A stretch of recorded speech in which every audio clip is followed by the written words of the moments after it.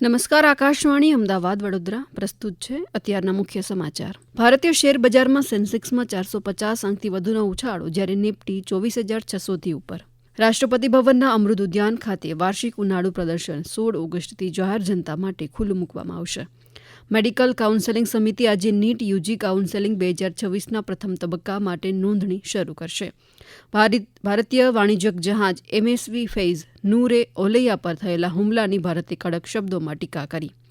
ભારતીય reserve bank આજે તેની દ્વિમાસિક નાણાકીય નીતિ સમીક્ષા જાહેર કરશે. આજથી બ્રિક્સ દેશોના શિક્ષણ મંત્રીઓની 13મી બેઠક ભુવનેશ્વરમાં, જ્યારે બ્રિક્સ સંસ્કૃતિ કાર્યકારી જૂથની 3જી બેઠક ભોપાલમાં યોજાશે. ભારતે પાકિસ્તાન ગેરકાયદેસર કબજા હેઠળના જમ્મુ અને કાશ્મીરમાં કથિત સ્થાનિક ચૂંટણીઓને સંપૂર્ણ બનાવટી ગણાવી. પાકિસ્તાને નવા નિયમો રજૂ કરીને વિદેશી મીડિયા પર પોતાનું નિયંત્રણ કડક બનાવ્યો છે, જેમાં વિદેશી પત્રકારોને દેશના મોટાભાગના ભાગોમાંથી રિપોર્ટિંગ કરતા પહેલા સરકારની પૂર્વ મંજૂરી લેવી જરૂરી છે.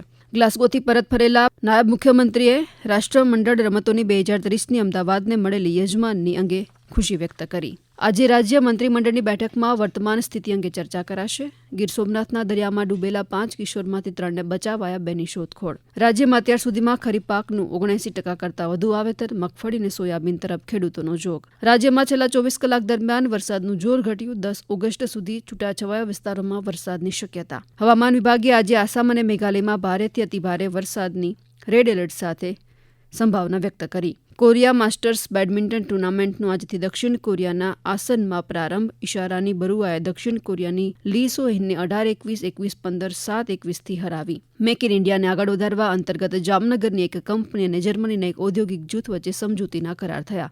હવે પછી આપ 11 વાગ્યે મુખ્ય સમાચાર સાંભળી શકશો. નમસ્કાર.